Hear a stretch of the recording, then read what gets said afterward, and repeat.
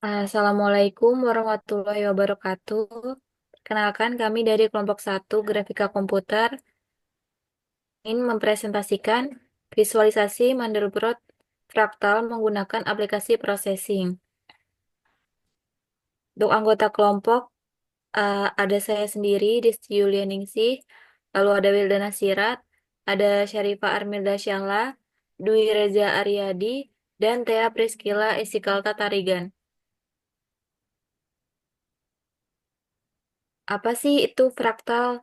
Fraktal adalah bentuk geometris dengan detail tak hingga yang dapat dipecah menjadi bagian-bagian serupa, mencerminkan struktur yang sama pada berbagai tingkat perbesaran. Fraktal sering dihasilkan melalui pola yang diulang secara rekursif atau iteratif.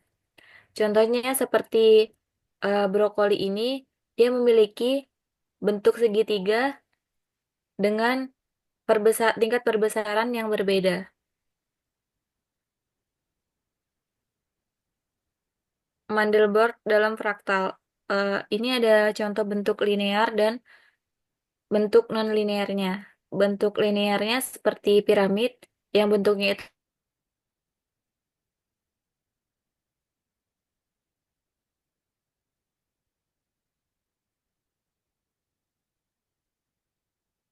acak ini ada pola yang terstruktur. Selanjutnya akan dilanjutkan oleh teman saya. Mandelbrot fraktal. Fraktal Mandelbrot ditemukan oleh Benoit B. Mandelbrot, seorang matematikawan kelahiran Polandia yang dikenal sebagai Bapak Geometri Fraktal.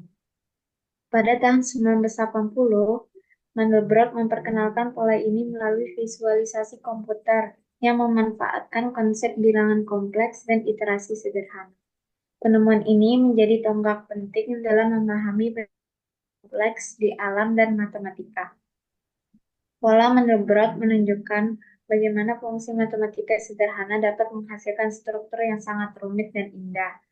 Mandelbrot sendiri melihat fraktal sebagai cara untuk menjelaskan pola-pola alami, seperti cabang pohon, garis pantai, hingga formasi awan. Adapun demonstrasi visualisasi Mandelbrot fraktal pada processing kami, jadi seperti ini.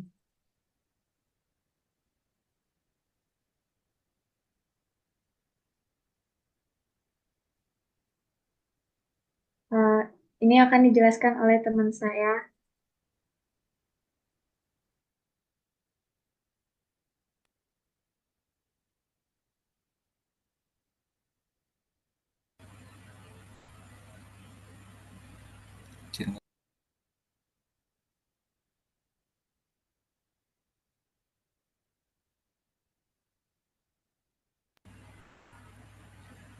Gue ulang ya.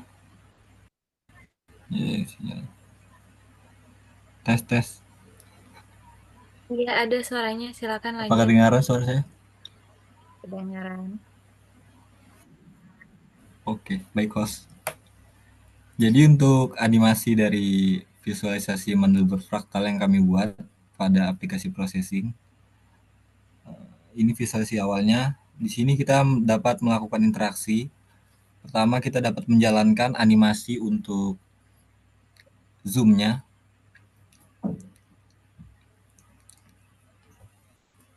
Pada visualisasi ini kita dapat melihat pola-pola yang berulang semakin dalam kita melakukan zoom.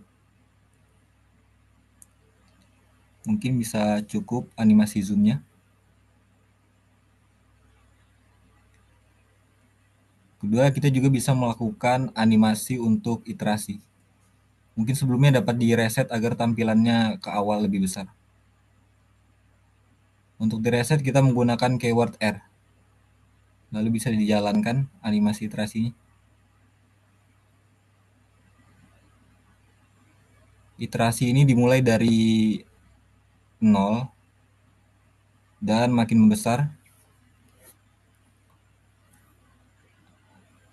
Dapat kita lihat visualisasi dari iterasinya. Titik hitam ini melambangkan dari kondisi tidak divergen.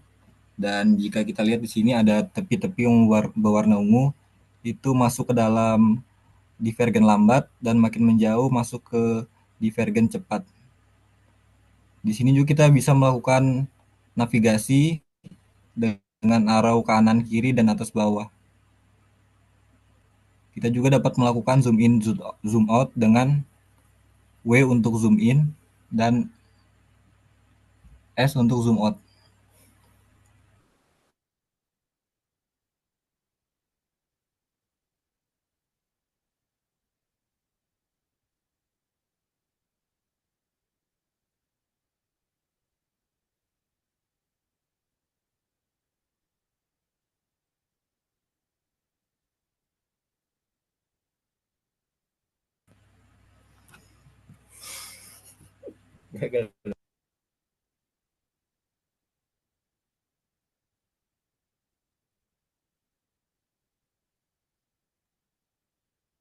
Selanjutnya itu ada algoritma Mandelbrot fraktal. Yang pertama itu ada Mandelbrot set, yaitu himpunan Mandelbrot didefinisikan oleh iterasi fungsi kompleks sederhana berikut. Adapun rumus Mandelbrot set itu ada Zn ditambah 1 sama dengan Zn2 tambah C. Dengan Z0 sama dengan 0, lalu C adalah bilangan kompleks yang mempresentasikan posisi piksel di bagian kompleks. Lalu ada pola fraktal ditentukan oleh seberapa cepat nilai Zn divergen, yaitu jika Zn lebih besar dari 2, interaksi dihentikan. Iterasi dihitung hingga jumlah maksimum yang telah dilakukan atau max iter. Selanjutnya akan dibacakan oleh teman saya. Jadi yang selanjutnya itu konsep dasar. Di sini ada beberapa istilah. Yang pertama itu bilangan kompleks. Bilangan kompleks ini kombinasi bilangan real dan imajiner yang ditulis dalam bentuk Z sama dengan A tambah BI. Istilah yang selanjutnya itu ada iterasi, yaitu proses perhitungan berulang menggunakan rumus Zn tambah 1 sama dengan pangkat 2 ditambah C. Selanjutnya itu divergensi. Jadi divergensi ini saat nilai Z membesar hingga tak hingga, hingga ukurannya itu tak hingga. Terus ada set Mandelbrot. Set Mandelbrot ini titik-titik C di mana iterasi tidak divergen meskipun dihitung hingga jumlah iterasi maksimum.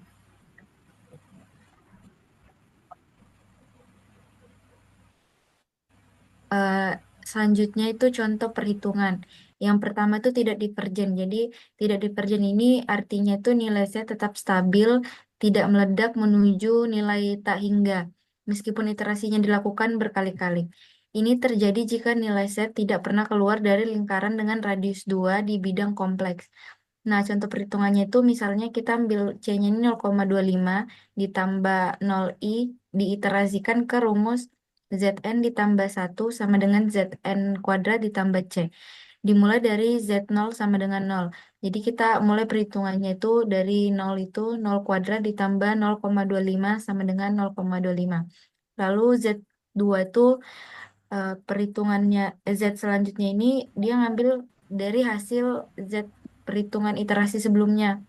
Karena tadi itu 0,25, jadi di sini pakai 0,25 kuadrat ditambah 0,25.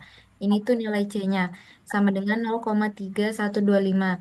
Selanjutnya sama kayak rumus sebelumnya, dia ngambil eh, hasil dari persamaan iterasi sebelumnya dikuadratkan lalu ditambah dengan nilai C-nya yaitu 0,25 sama dengan 0,34 dan seterusnya.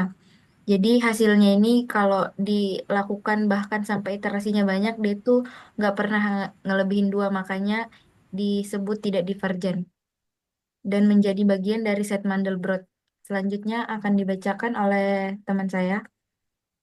Selanjutnya, contoh perhitungan yang kedua yaitu divergen lambat.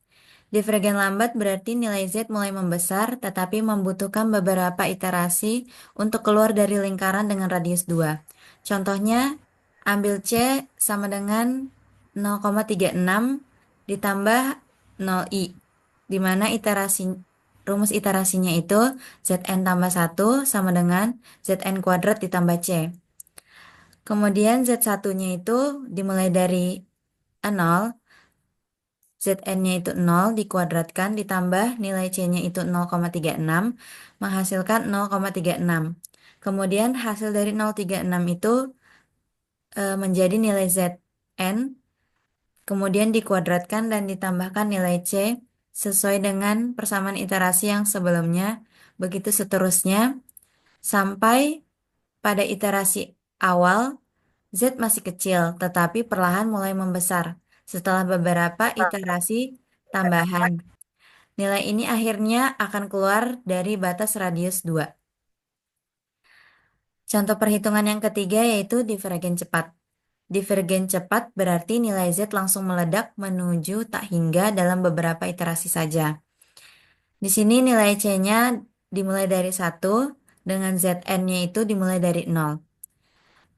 Sesuai dengan persamaan iterasi yang sebelumnya, rumus Zn kuadrat ditambah C, di mana Zn-nya itu 0, dikuadratkan ditambah dengan nilai C-nya itu 1 sama dengan 1, kemudian Z2-nya itu hasil dari Z1, dikuadratkan kemudian ditambahkan nilai C-nya 1 sama dengan 2, kemudian Z3-nya yaitu hasil dari Z2, dikuadratkan ditambahkan 1 sama dengan 5.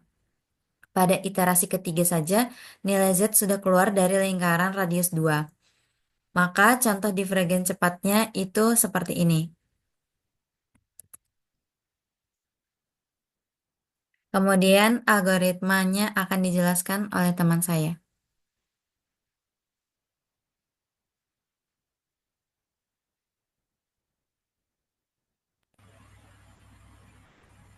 Yang pertama di sini ada import library. Jadi kita menggunakan Ctrl P5, kita bisa ke Sketch, lalu import library, terus kita nulis P5 dan mendownload, menginstal yang Ctrl P5. Selanjutnya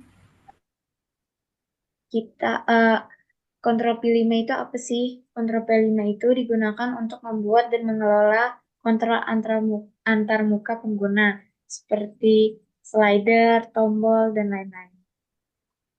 Selanjutnya itu ada Ctrl P5 CP5, itu deklarasi objek Ctrl P5. Objek CP5 akan digunakan untuk mengatur dan menambahkan kontrol GUI ke aplikasi processing. Selanjutnya itu ada integer max iter sama dengan 100. Apa sih itu parameter max iter? Variabel max iter itu untuk menentukan jumlah iterasi maksimum. Selanjutnya itu ada float zoom sama dengan 0,5. Float zoom ini, variabel zoom itu untuk menentukan tingkat pembesaran tampilan. Nilai lebih kecil menghasilkan zoom out, sedangkan nilai lebih besar akan menghasilkan zoom in. Selanjutnya itu ada float offset x sama dengan min 0,5 dan offset y sama dengan 0. Offset x dan offset y itu untuk mengontrol pergeseran posisi tampilan pada sumbu x dan sumbu y. Lalu ada float x min sama dengan min 1,5, x max sama dengan 1, y min sama dengan min 1, y max sama dengan 1. Itu untuk mendefinisikan batas-batas area visualisasi. Selanjutnya itu ada boolean is zoom animation mode sama dengan false.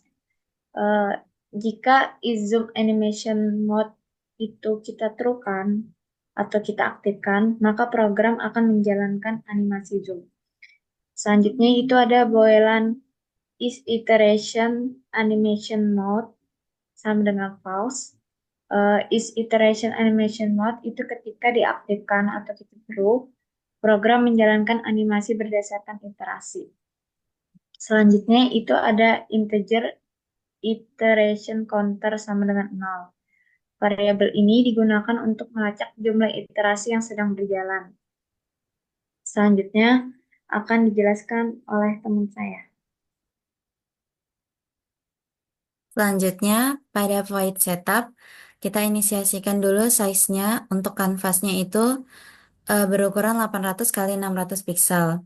Kemudian ada color mode, di mana ini digunakan untuk memodekan warnanya itu HSB dengan rentang yang spesifik. Kemudian CP5 sama dengan new control CP5 itu untuk menginisiasikan library control P5 untuk di kanvasnya. Kemudian slider untuk mengatur nilai max iter. CP5.addSlider itu untuk menginisiasikan nilai max iternya. Kemudian ada set position itu untuk mengatur posisi slider pada kanvas. Lalu ini untuk ukuran slidernya. Lalu rentan max iternya itu dengan rentan 0 sampai 500. Lalu ini menjadi nilai awal slider. Lalu dis max iter itu untuk menghubungkan slider ke variabel max iter. Lalu kemudian ada codingan untuk tombol memulai animasi zoom. Di sini semua positionnya itu masih dalam ukuran default. Lalu nilai zoomnya itu dimulai dari 0,1. Lalu kemudian diinisiasikan is zoom animation mode-nya itu sama dengan true. Karena sebelumnya di awal sudah diinisiasikan nilai false. Lalu is iteration animation mode-nya sama dengan false. Lalu ini untuk tombol menghentikan animasinya hanya mengganti nilai boolean is zoom animation mode-nya menjadi false kembali. Kemudian ada tombol untuk memulai animasi iterasi. Di sini max iternya itu dimulai dari 0. Kemudian is iteration mode animation mode-nya diaktifkan menjadi true. Lalu is zoom animation mode-nya false. Lalu kemudian ada tombol untuk menghentikan animasi iterasinya setelah mencapai posisi akhir. Lalu dihentikan is iteration animation mode-nya sama dengan false. Lalu no stroke ini untuk menghilangkan garis tepi pada elemen visual. Lalu frame rate-nya itu untuk kecepatan frame ketika animasinya dimulai secara halus. Selanjutnya akan dibacakan oleh teman saya.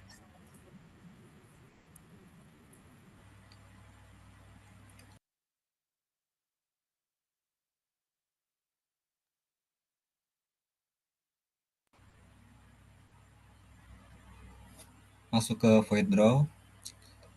Kita menggunakan load pixel untuk nge-load pixelnya. Baru perlu kita ketahui untuk koordinat dari layar itu didefinisikan dengan X dan Y. Koordinat ini kita hitung untuk menentukan koordinat kompleksnya.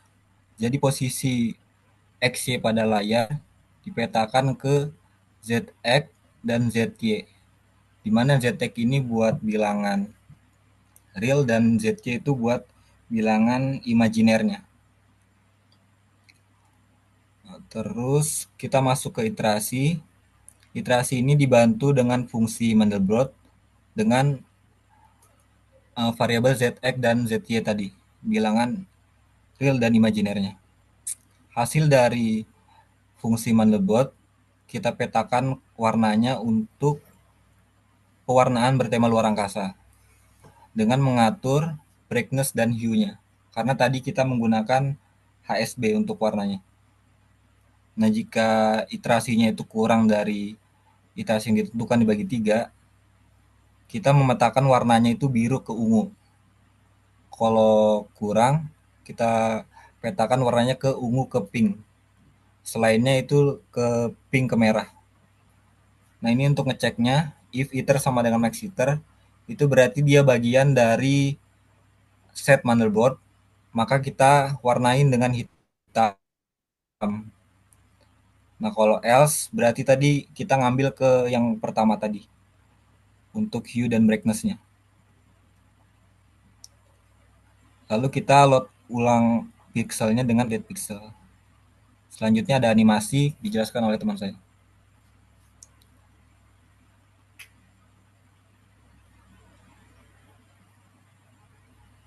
Selanjutnya ini animasi dan iterasi. Jadi yang pertama ini ada keadaan kalau misalkan if zoom animation modenya itu nyala atau true, nah, maka posisi horizontalnya ini bakal di set ke min 1,4. Terus posisi zoomnya ini dia bakal memperbesar tuh menjadi 1,01. Nah, di sini di bagian kondisi selanjutnya ini, kalau zoomnya lebih dari 500, dia bakal ngecek dulu kalau zoomnya lebih dari 500, maka dia bakal kereset ke 0,1. Selanjutnya ini animasi iterasi otomatis. Di bagian sini, kalau kondisinya iterasi automation mode-nya itu true, dia bakal nambah nilai iteration counternya setiap frame. Nah, iterasi counternya ini bakal ketambah tuh di kelipatan 10. Jadi setiap frame-nya itu dia bakal bertambah 10 frame setiap iterasi. Terus max iternya ini 2 setiap 10 frame yang tadi. Nah, di setiap max iter 100, dia bakal ke reset sampai ke 100. Jadi dia iterasinya nggak bakal terlalu besar tampilannya. Terus selanjutnya ini nampilin status. Nah, pas kita ngeran aplikasinya ini, di bagian bawah kiri itu bakal ada status dengan warnanya tuh 255, warna putih, warna teksnya, terus teks zoom. Di sini tuh buat memberikan informasi tentang zoomnya dia udah keberapa. Terus selanjutnya ini itu posisi teks zoomnya. Se- Terus yang terakhir itu ada eh, max iteration. Jadi max iteration ini nampilin jumlah iterasinya di bawah text zoom tadi. Itu saja dari saya. Selanjutnya akan dibacakan oleh teman saya.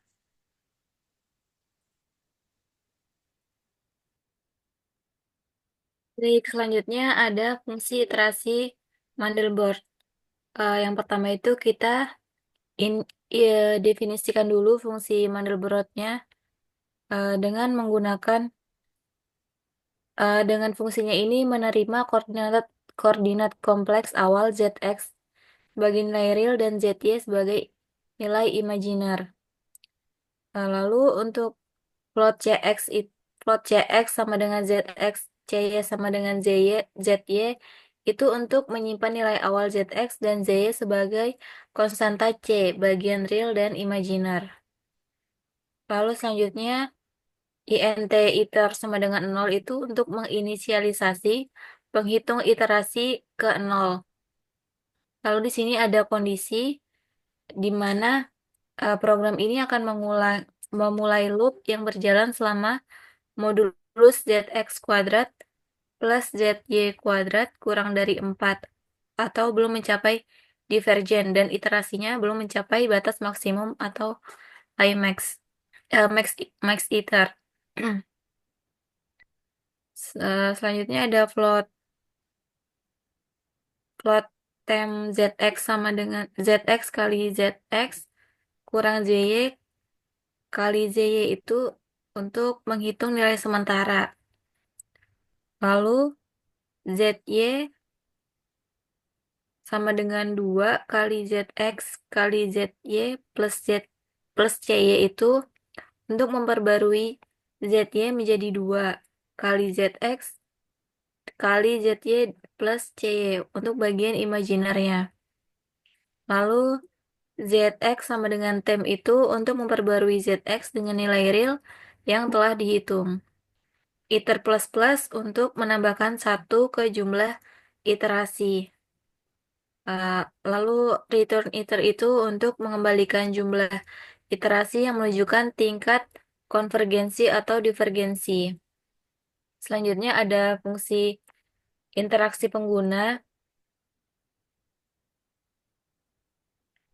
Fungsi iterasi pengguna ini ada zoom in dan zoom out. Jika keyboard W ditekan, maka akan melakukan program akan zoom in. Lalu jika S, maka programnya akan zoom out. Lalu selanjutnya jika menekan tombol R, maka programnya ini akan mengatur ulang zoom ke 0,5 serta posisi awal layar yaitu offset X dan offset Y ke default. Lalu fungsi selanjutnya itu untuk menggeser posisi tampilan fraktal. Uh, Left ini untuk tombol panah kiri mengurangi offset X, lalu untuk tombol panah kanan menambah offset X, terus tombol panah atas itu untuk mengurangi offset Y, dan tombol panah bawah itu untuk menambah offset Y. Perhitungan ini disesuaikan dengan zoom agar pergeseran lebih halus pada tingkat zoom yang tinggi.